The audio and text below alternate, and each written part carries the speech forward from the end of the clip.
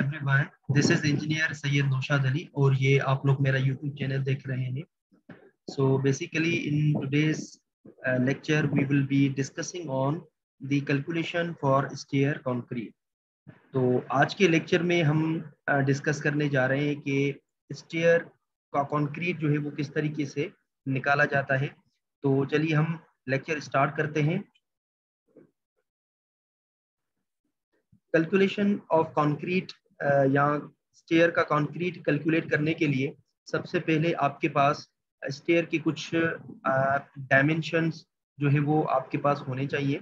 तो यहाँ पे कुछ अजम्पशंस मैंने ली हुई है जिसमें waist and landing slab which is equal to 6 inch thick. तो यहाँ पे मैंने वेस्ट और लैंडिंग की जो थिकनेस है वो 6 इंच कंसीडर की हुई है और ट्रेड की जो लेंथ है वो बेसिकली 12 इंच है, riser 6 inch, width of the stair is 4.5 feet.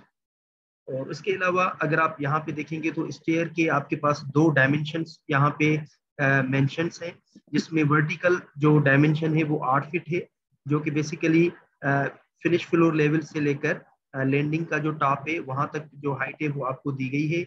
और उसके अलावा जो हॉरिजॉन्टल कंपोनेंट है जो कि इसकी लेंथ बनती है 21 फीट। ठीक है, ये हमने अजम्पशंस लिए हुए। अब इन अजम्पशंस को यूज करते हुए हम स्टेयर का जो कंक्रीट है वो निकालने की कोशिश करते हैं। तो सबसे पहले आपने पैथागोरस थ्योरम यहाँ पे यूज करना है और जो मिसिंग आपका जो डेटा है उसको आपने जो है वो कैलकुलेट करना होता है। तो आप देख सकते हैं यहाँ पे आपके पास दो डायमेंशंस गिवन है, वर्टिकल एंड हॉरिजॉन्टल, पर इंक्लाइन जो है वो आपको यहाँ पे दिया नहीं गया, तो उसको कैलकुलेट करना है आपने।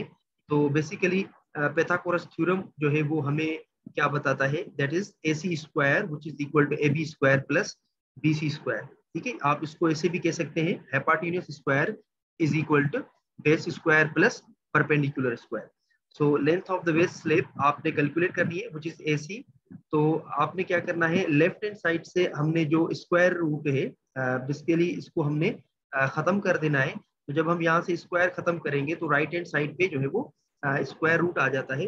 तो यहाँ पे आप देख सकते हैं स्क्वायर रूट हमने यहाँ पे कंसीडर किया है और AB का जो हमारे पास जो लेंथ है वो 16 फीट है और BC जो है वर्टिकल कंपोनेंट जो है उसकी जो हाइट है हमारे पास वो 8 फीट गिवन है। तो ये डायमेंशन हमने यहाँ पे पुट किए हैं। और उसके बाद फिर हमने क्या किया है, लेंथ ऑफ वेस्ट स्लैब हमने कैलकुलेट करना है। तो हमने क्या करना है, 16 का हमने स्क्वायर निकाला, उसके बाद फिर हम 8 का स्क्वायर निकालेंगे और दोनों को फिर हम प्लस करेंगे। प्लस करने के बाद हमने उसका अंडर रूट निकालना है। जब हमने अंडर रूट निकाला तो हमारे पास जो लेंथ ऑफ वेस्ट स्लैब जो है वो आई है, that would be equal to 17.89 feet. अब हमारे पास तीनों डायमेंशन जो है हमारे पास आ गए हैं, मिसिंग डेटा हमने कैलकुलेट कर ली है, तो हम वॉल्यूम ऑफ वेस्ट स्लैब जो है वो इजीली कैलकुलेट कर सकते हैं। So volume of waste slab which is nothing but it is equal to 17.89, that is the length of the waist slab, 0.5 means thickness of the waist slab, and 4.5 which is the width of the waist slab। तो तीनों dimension हमारे पास available है, हमने इनको तीनों को आपस में मल्टीप्लाई करना है। तो जब हमने इनको मल्टीप्लाई किया तो हमारे पास जो final volume of the waist slab जो है वो हमारे पास कितना आया है, that would be equal to 40.25 CFT। ठीक है, उसके बाद हमने क्या करना होता है, जो ये हमारे पास लैंडिंग है इसका हमने वॉल्यूम कैलकुलेट करना होता है। अब वॉल्यूम ऑफ लैंडिंग जो है वो हमने कैलकुलेट करना है। So that would be equal to length of landing is 5 feet, width of the landing is 4.5 and thickness is 0.5। तो इन तीनों डायमेंशन को हम आपस में मल्टीप्लाई करेंगे तो वॉल्यूम ऑफ लैंडिंग जो है हमारे पास कैलकुलेट हो जाएगा और जो कि हमें जिसकी हमने वैल्यू जो है वो निकाली है, that would be equal to 11.25 CFT। उसके बाद हमने वॉल्यूम ऑफ स्टेप्स निकालना होता है। तो स्टेप्स का वॉल्यूम निकालने के लिए सबसे पहले आपने स्टेयर्स में जो स्टेप्स है उसको आपने जो है वो उसकी क्वांटिटी को आपने निकालने के लिए पहले उसके नंबर ऑफ स्टेप्स आपने कैलकुलेट करने हैं। तो यहाँ पे आप कैलकुलेट करेंगे कि नंबर ऑफ स्टेप्स कितने। सो यहाँ पे हम कैलकुलेट करते हैं, ये हमारे पास स्टेप नंबर 1 है, 2, 3, 4, 5, 6, 7, 8, 9, 10, 11, 12, 13, 14, 15 है 16। तो टोटल नंबर ऑफ स्टेप्स जो हमारे पास है वो कितने हैं, 16 से, तो ये हमने यहाँ पे 16 रखा। अब देखिए जो हमारा स्टेप होता है वो बेसिकली एक ट्रायंगुलर फॉर्म में होता है। तो आपको पता है कि ट्रायंगुलर का जो हमारे पास एरिया होता है वो बेसिकली हम किस तरीके से निकालते हैं, that would be equal to 1/2 base into altitude. तो ये हमने एक स्टेप जो है वो यहाँ पे कंसीडर किया है, ये वाला। ठीक है, जब हम ये स्टेप कंसीडर करेंगे तो इसका पहले हम एरिया निकालेंगे। तो एरिया हमारे पास क्या आएगा, 1/2 बेस जो है वो दैट इज 1 फीट, वो हमारे पास 12 इंच जो है वो हमें गिवन था, तो इसको हम 1 फीट कंसीडर कर रहे हैं। और जो उसके जो वर्टिकल कंपोनेंट के डायमेंशन है स्टेप के वो बेसिकली 6 इंच थे, मींस 0.5 फीट। ठीक है, तो ये हमारे पास एरिया आ गया। उसको हमने क्या करना है, मल्टीप्लाई करना है उसके डायमेंशन दैट इज 4.50, जो कि उसकी विड्थ ऑफ दी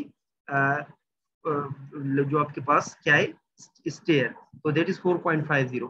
तो हमने क्या करना है, अब इन तीनों डायमेंशंस को हमने आपस में मल्टीप्लाई करना है।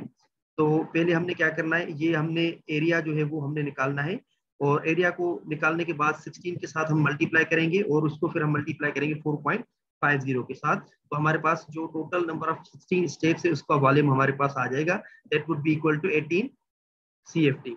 तो हमारे पास waste volume of the waste slab हमारे पास आ गया है, और लैंडिंग वॉल्यूम भी हमारे पास अवेलेबल है, और उसके बाद स्टेप्स का वॉल्यूम भी हमारे पास अवेलेबल है। तो इजीली हम टोटल वॉल्यूम जो है हम कैलकुलेट कर सकते हैं। तो total volume will be equal to volume of the waste slab that is 40.25 plus volume of the steps that is 18 plus volume of the landing which is equal to 11.25। तो जब हम इन तीनों को सम करेंगे दैट इज 40.25 प्लस 18 प्लस 11.25, तो हमारे पास जो टोटल वॉल्यूम है वो हमारे पास आ गया है, and that would be equal to 69.50 CFT। तो ये जो स्टेयर है उसके कंक्रीट का जो टोटल वॉल्यूम होगा हमारे पास, that would be equal to 69.50 CFT। तो उम्मीद करता हूं कि आपको आज का लेक्चर मेरा समझ में आ गया होगा। अगर आपका कोई भी क्वेश्चन है तो आप मुझे कमेंट बॉक्स में कर सकते हैं, मैं इंशाल्लाह कोशिश करूंगा कि आप लोगों को उनके आंसर दे सकूं। Thank you very much.